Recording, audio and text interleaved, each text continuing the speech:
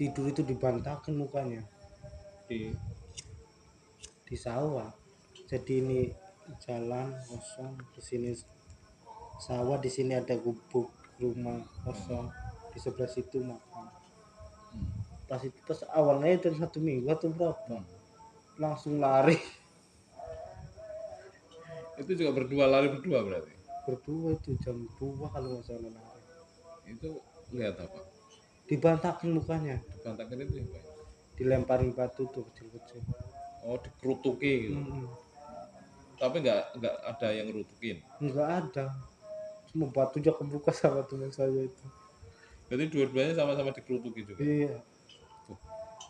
Itu usil. Pas itu kan pas maghrib ya, mau maghrib pas situ baca waqiah tuh rumah tuh kayak ambruk, cuplok. Rumah kok padahal.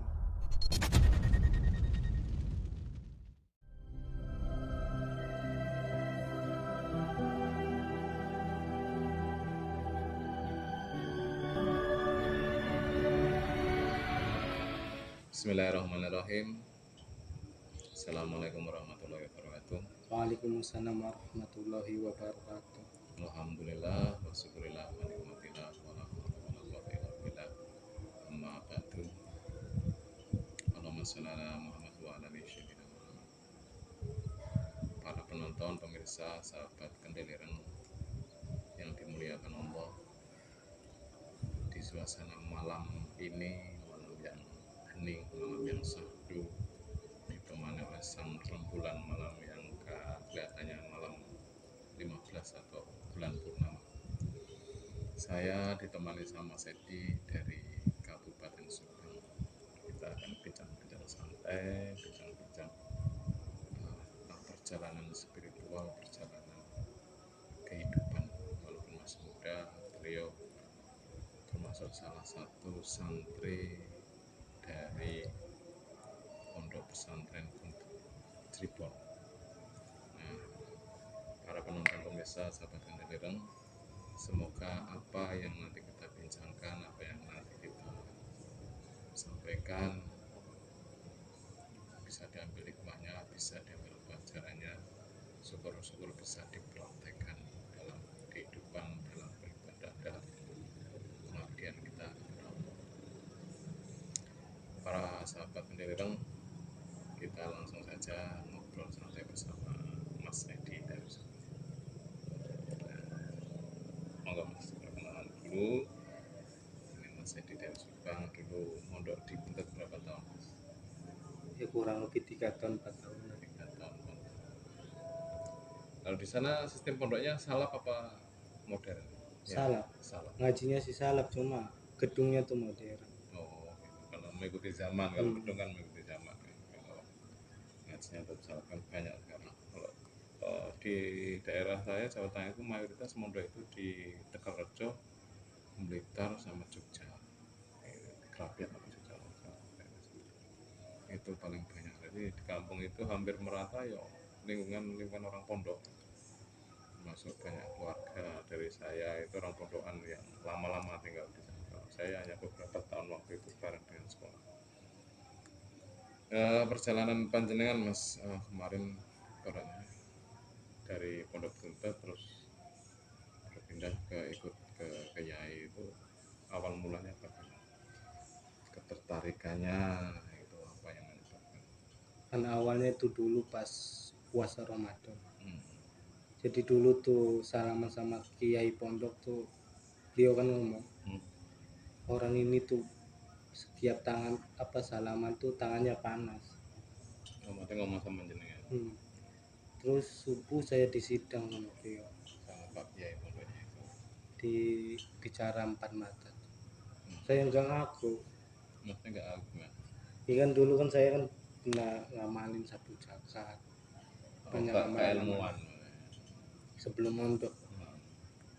Dan sebelum mondok juga ya kayak gitu, berantem terus. Iya maklum kan namanya anak muda ya. Saya juga pernah kayak gitu kok dulu kok, sampai yang badan itu dirajah-rajah semuanya itu pakai apa namanya minyak misik gitu kan. Itu kalau berantem ya udah itu nggak mau kalah itu karena sungnya gede-gede itu ternyata kan. Ya waktu di situ terus gimana? Terus kan jujur aja saya nggak jujur, diam aja Hmm. situ. Kok biasa saya itu tahu ya, Hmm. belum tertarik itu. Terus ngaji tafsir surat waki apa sih, Hmm. terus cerita kok ini ceritanya merinding. Ya cerita dari beliau tuh, kisah-kisah beliau, Ya, tapi ya dari Pak Yai yang waktu nyidang sampean itu, iya cuma cerita dari yang mengambil dari Pak perjalanan. Yai. Jadi ada orang di akhir zaman yang kayak gini kayak gini kayak gini. Saya kan aneh, terus saya diam aja, maksudnya nggak ngobrol tuh. Lama-lama ditawarin mandi tobat. Sama Pak Yai. Terus mandi tobat kan, saya itu dulu tuh udah toriko juga. Oh, sudah pernah ikut Toriko. Dulu Jadi di Toriko apa mas? dulu kan toriko Tijaniyah. Oh, Tijani. Jadi kan saya kan udah toriko, terus katanya ini toriko, semua itu nggak bersana kayak gini kayak gini. Terus saya ikut ke sini, sering main, 1 minggu itu 2 kali 3 kali main ke Diajak ke sini. majelis ya. Terus kan awan kan kaget, masa iya orang toriko rambutnya gondrong, Nah, dekil, iya, kerasa kerusuk. iya, Kan biasanya alim-alim, iya. ya bersih-bersih lah, kok itu mah main ape. Oh, Terus kayak gini, anjir. Itu kayak bukan orang toriko. Terus saya itu pas itu yang enggak apa sih, enggak ngomong tuh, cuma gretek di hati. hmm. Pas di mobil dimarahin, Ya, Pak Yai. kamu melihat orang itu dari casingnya aja, Nah, tapi bukan dari hatinya. Nah baru itu saya kepikiran terus ikuti terus puasa apa, mandi tobat, puasa puasa udah selesai mau kuliah pas itu. hmm. Ya waktu di pondok itu bukan kuliah gitu. Ya udah daftar, Oh, tinggal udah berangkat. daftar gitu kan. Terus soal ke Pak Yai, kata Pak Yai, jangan kuliah muka-muka kayak gitu mah nggak pantas kuliah.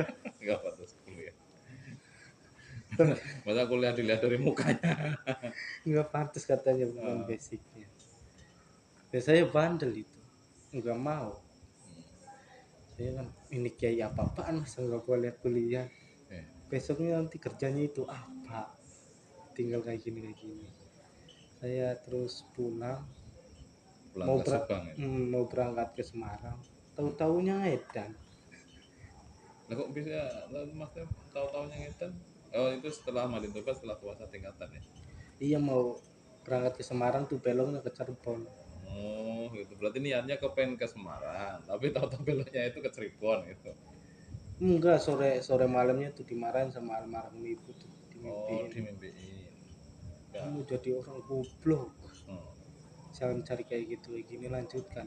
Saya itu cerita sama kakak saya, kata kakak saya itu halu halu, Hmm. kan ibu saya kan itu ngomong kayak gini, jangan cari uang, nanti uang dekatan diri.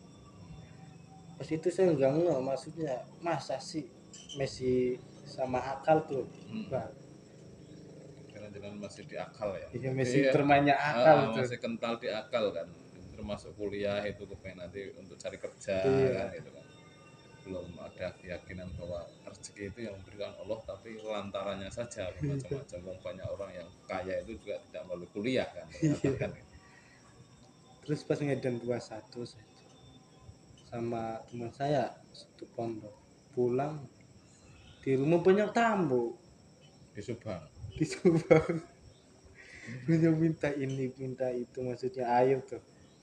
Lah kok tahu-tahu banyak orang minta banyak tamu ke rumah sampean itu. Ya nggak tahu, dari situ saya baru yakin. Hmm, berarti apa yang dimimpikan oleh ibu jenengan ke panjenengan itu nyata ya. Itu menambah keyakinan. Terus itu ya kan, ya udah lepas semua, berangkat tanggal 5. Ya karena memang kadang proses untuk meyakinkan itu diwujudkan sebuah peristiwa, sebuah kejadian. Ibaratnya keyakinan itu kan dihantarkan Iya. bertubi-tubi gitu.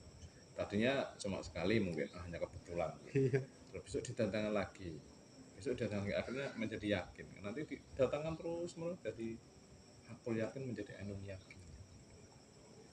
Nah waktu perjalanan itu gimana? Kan awal dari pesantren ya, yang nggak Rasanya biasa kayak rasanya gitu. itu mesti keluar waktu mau jalan ngedan itu ada rasa bagaimana? Malu apa gimana? Ya campur aduk, nggak tidur di depan terus itu rokok lamun masa sih disuruh Medan cuma modal tasbih sama surat Waqiah. Iya. Mati Makan kayaknya. gimana? Tidur Iya. gimana kan?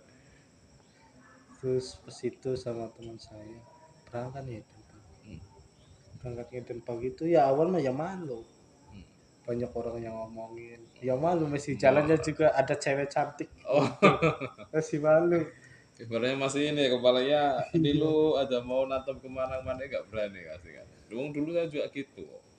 Dulu kan saya dari sini kan jalan kan, dari terus sampai di kawasan sawah itu kan ganti baju dinas.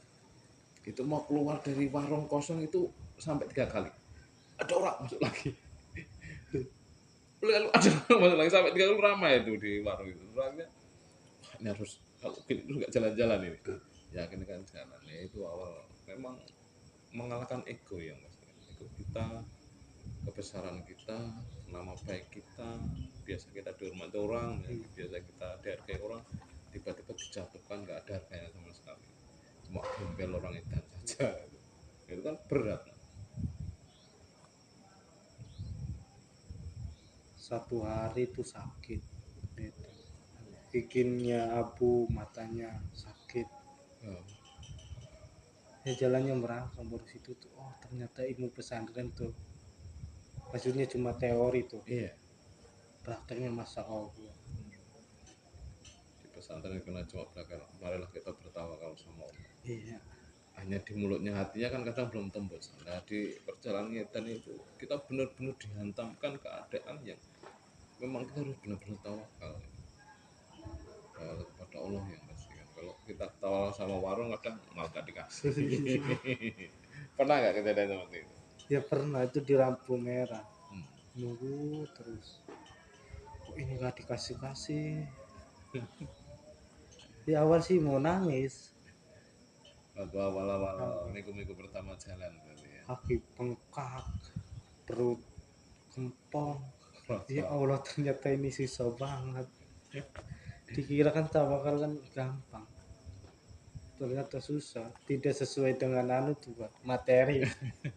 Teorinya Teorinya sih gampang. iya.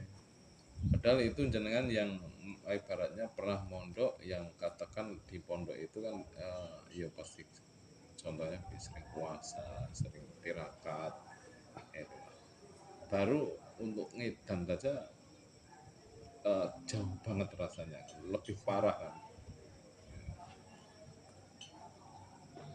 Nah, terus dulu jalan arah kemana nih waktu dua jam?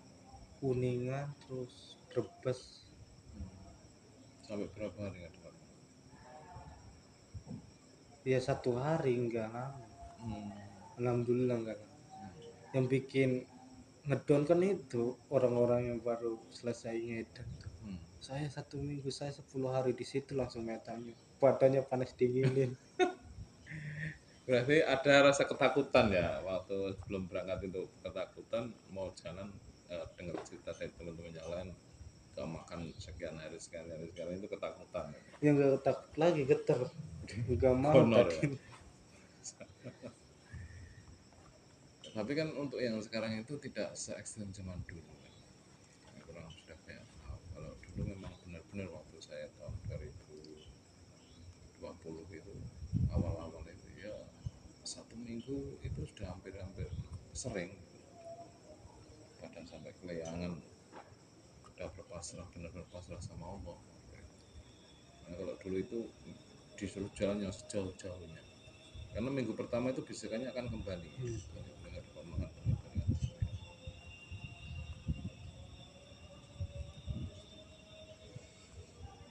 Nah, setelah 1 minggu berjalan gimana rasanya?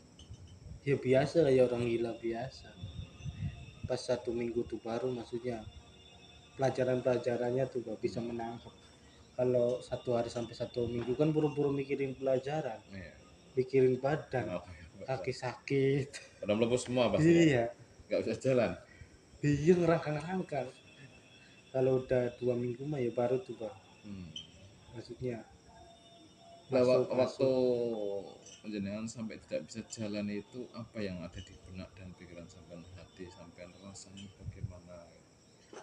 kalau saya kan itu kan membayangkan itu tuh yang mulisap. yang Katanya di sana kan kakinya melepuh. Ya orang jangan jauh-jauh di akhirat, di dunia aja itu udah melepuh di aspal. apalagi besok di akhirat di penghisapan amal kebaikan kita ya. Ngeri. Berarti lewat Loragung kan? Gunung Loragung terus ke Brebes. Iya. Kemudian ke kiri kan. Nah di Loragung itu kan pegunungan. Itu naik berapa hari? 1 hari pas 21 kan itu ngejos Pak, maksudnya Berarti jalan terus. terus itu. Beda 41 mah pleat pleot pleat pleot tidur lagi karena udah Santai. pernah kelaparan. Ibaratnya sudah tahu ritmenya kan. Iya. Ritmenya nanti santai, apalagi ibaratnya yang penting nanti masuk 21 41-nya kan biar tidak terlalu cepet lah nyampainya kan. Yang susulan tawakan mulut sih ngomongnya tawakal, jangan berharap pada manusia, tapi hati mah ya tetap nggak bisa dibohongin kalau udah lapar Pak. Nah sebenarnya justru dikala kita lapar itulah banyak hikmah yang masuk dalam diri kita. Kita akan mengakui kebesaran Tuhan, kita akan lebih menyebut banyak nama Tuhan kan. Tapi di waktu kita kenyang itu pada umumnya ya lupa. Santai lihat tidur kan, rokok kan. Kalau lapar mah lebih menjerit. Iya kan itu lebih menjerit, lebih mengingat banyak hal yang perlu diingatkan. Makanya orang-orang terdahulu itu para sufi biasanya lebih senang lapar daripada kenyang. Makan ya ibaratnya hanya sekedar makan saja sebagai syarat memberikan syarat pada tubuh, memberi hak kepada tubuh kan. Tidak terus mutlak kita makan atau sama sekali tidak makan. Jadi ibaratnya berbeda jauh dengan waktu kita ngaji di pondok. Iya, kayaknya teori itu mudah tapi dijalaninya tuh satu huruf aja susah prakteknya.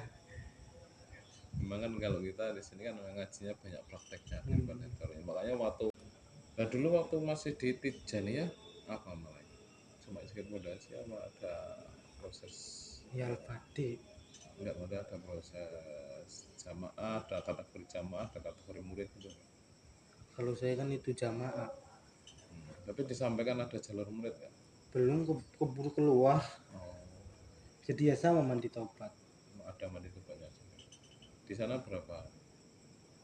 Sama sampai itu. 41 juga. Sampai mati tuh. Oh, sampai nyawa hilang dari badan. Tapi juga sama mandi tempatnya. Sama beda. Beda kalau di sana mah jikirannya sih. Maksudnya enggak banyak banget. Nah waktu ngedan 21 hari yang paling ekstrim di hal apa? Atau mungkin bersinggungan dengan goib atau Kepelajaran sih Pak. pelajaran. Kalau saya kan setiap ngedan tuh bikin syair tuh. Syair apa biasanya? Ya syair-syair tentang perjalanan. Maksudnya setiap hari pemasukan. Jadi kan banyak yang manusia itu mulutnya sih mengikuti Rasul, tapi akhlaknya tidak. Sedangkan Rasul kan mewarisi akhlakul karimah. Lebih cenderung di akhlak. Makanya di akhir zaman ini banyak orang pintar berdalil, banyak orang pintar hafal Al-Quran, tapi terkadang akhlakul karimahnya tidak sesuai. Iya. Tidak sesuai dengan pakaian. Ya, yang paling terkenang di 21 apa? Syair yang sekarang masih ingat. Apa semuanya masih ingat? Pernah dibukukan?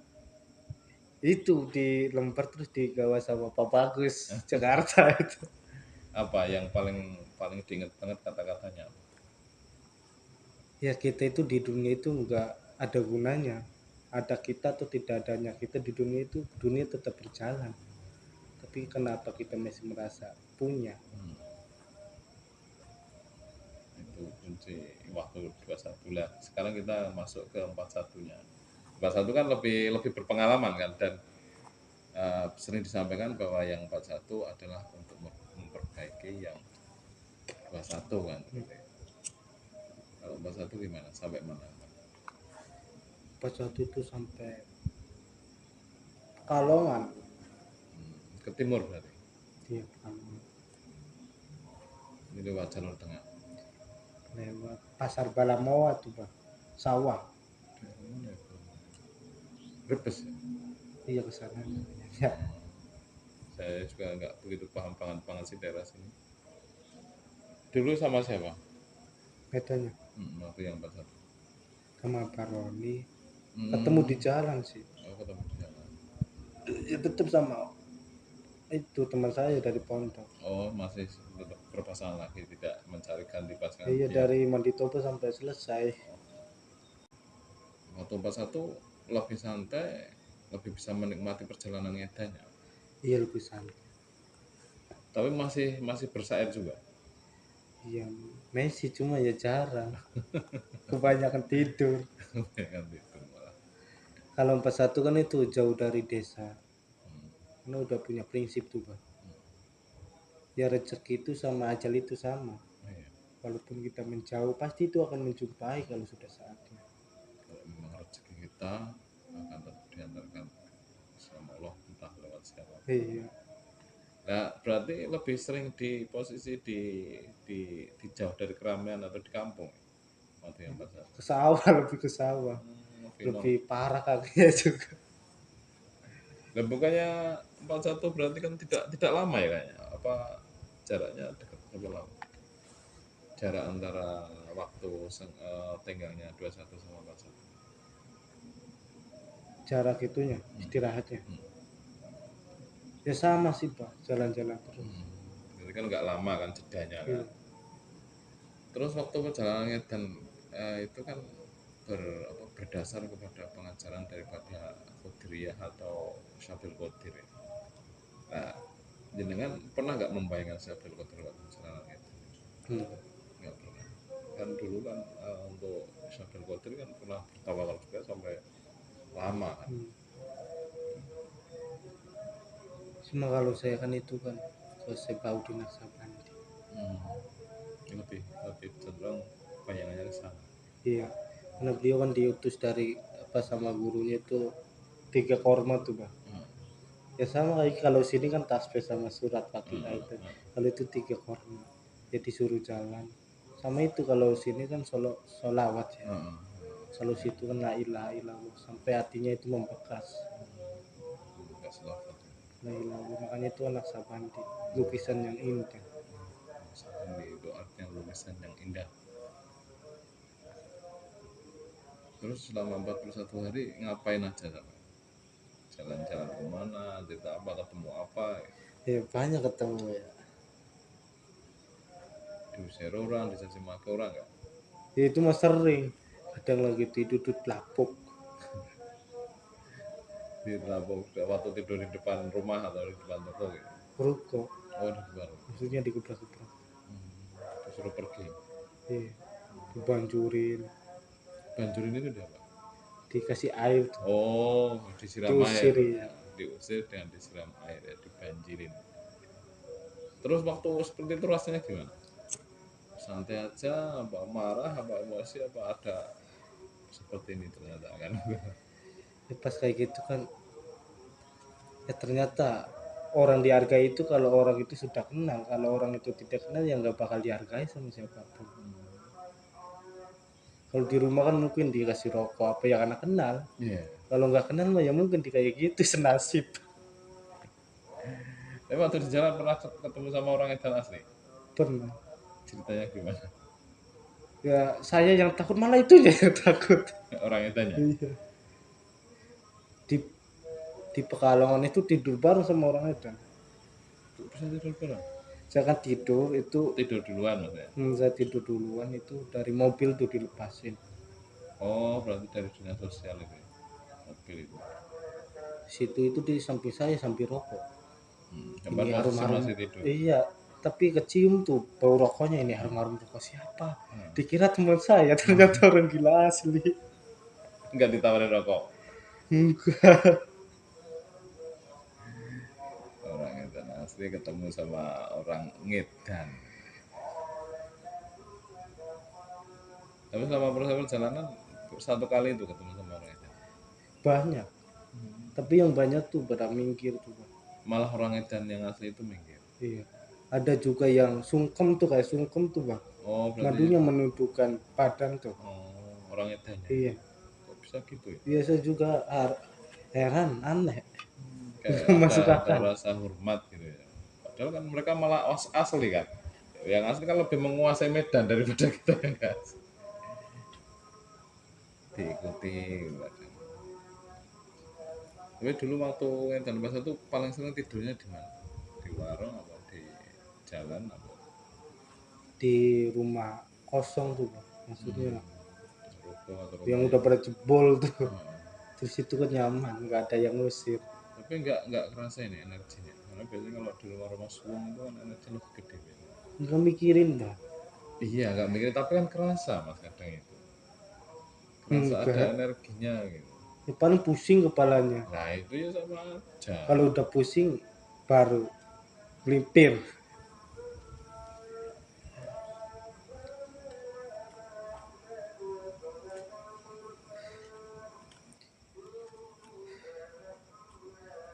Yang luar biasa Medan tuh, kalau Medan tuh pelajarannya ya luar biasa.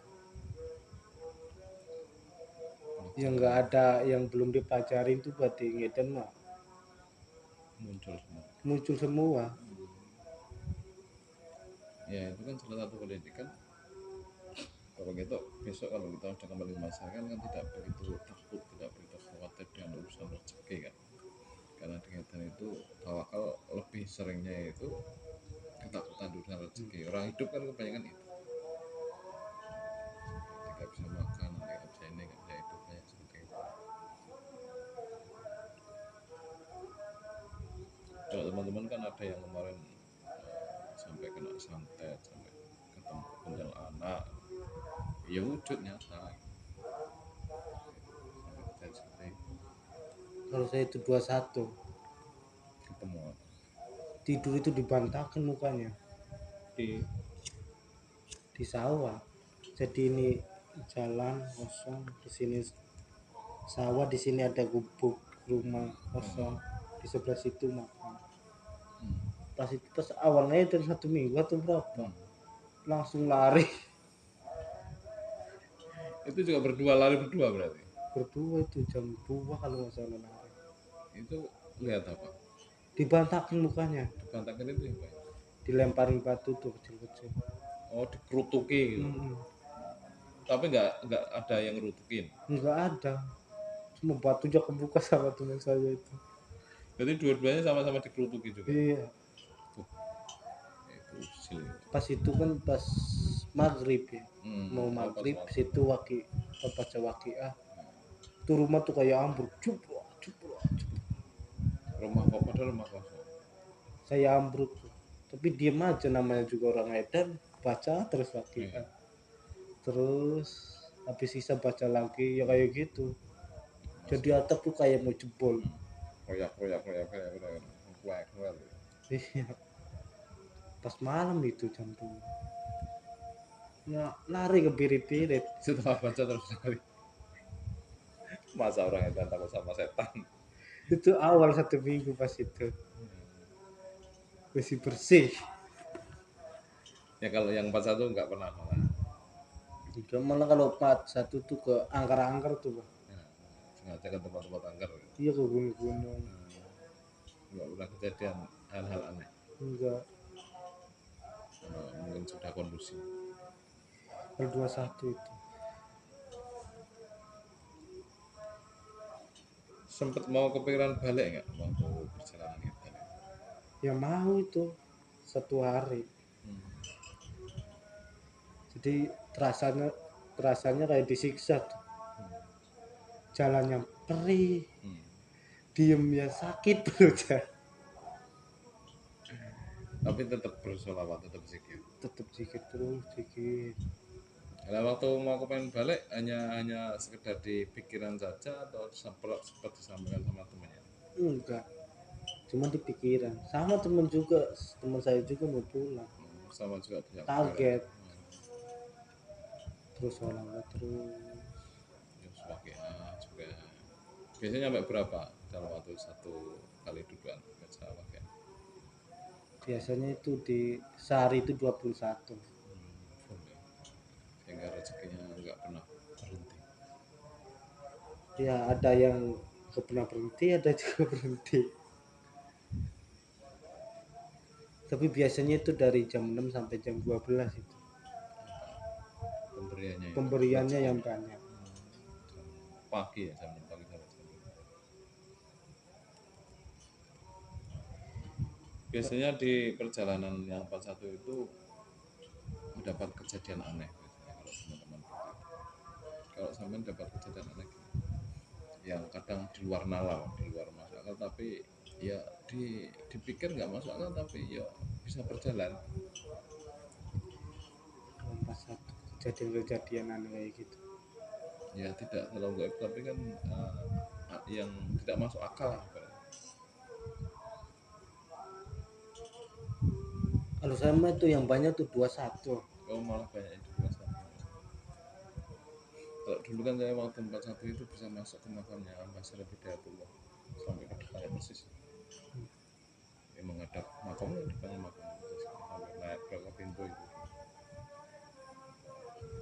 itu kan aneh. Oh katanya itu kebanyakan orang masuk aja kan nggak bisa Iya. katanya. Nah itu saya itu bisa masuk, dan tidak aneh lagi di dalam itu yang ziarah itu hanya beberapa orang tapi bajunya beda-beda. Ada yang kejawen, ada yang orang kantoran, ada yang kayak orang keraton. Bisa cuma saya duduk di belakang kan gitu. Kan hanya tempatnya kan kecil, kalau yang di dalam itu hanya masuk berapa orang. Setelah itu ya saya pulang itu ya sudah banyak yang udah pergi ziarah yang lain itu, akhirnya pintu juga sudah ditutup.